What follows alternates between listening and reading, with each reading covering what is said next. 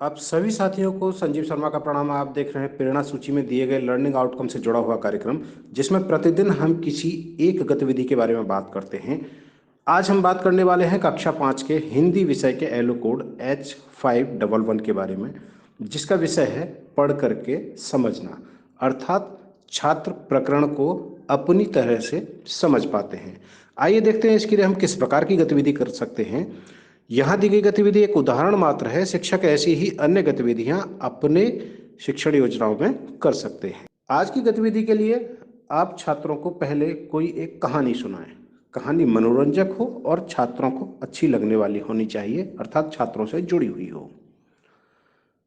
कहानी सुनाते वक्त पूरे हाव भाव का ध्यान रखें और पूरे रोचक तरीके से कहानी को सुनाएं।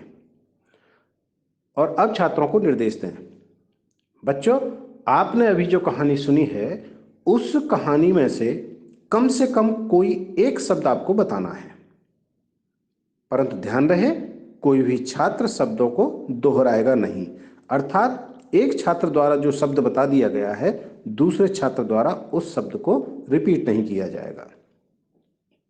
यहां यह आवश्यक है कि छात्र जो भी शब्द बोल रहे हों, आप उन शब्दों को बोर्ड पर लिखते रहें। जाहिर है कि इन शब्दों का कोई क्रम नहीं होगा, लेकिन जब शब्दों के बोलने की प्रक्रिया पूर्ण हो जाए तो अब छात्रों से कहें कि जो कहानी आपको सुनाई गई थी, उस कहानी को इन शब्दों की सहायता से पूरा करें।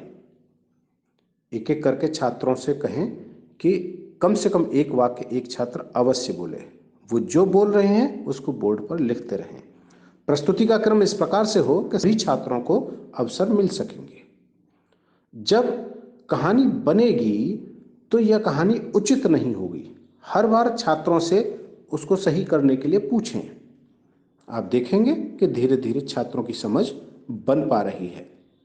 आप कहानी के स्थान पर कविता का भी प्रयोग कर सकते हैं और ये समझ किसी भी पठन के प्रकरण पर आप बना सकते हैं। कहानी हमने इसलिए ली है कि कहानी की रोचकता छात्रों को अच्छी लगती है। जब ये गतिविधि करा रहे हों तो छात्रों की रोचकता का ध्यान रखें और उनकी साथ साथ आपकी सक्रिय भागीदारी बहुत अधिक आवश्यक है। और हाँ, ये बहुत जरूरी है कि छात्रों की बात को पूरी गंभीरता के साथ सुनें। उनको लगना चाहिए कि आप उनको सुन रहे हैं और उनके साथ हैं। इस प्रकार से इस गतिविधि को हम पूरा कर सकते हैं। तो कराते रहें गतिविधि और हासिल करें प्रेरणा लक्ष्यों को।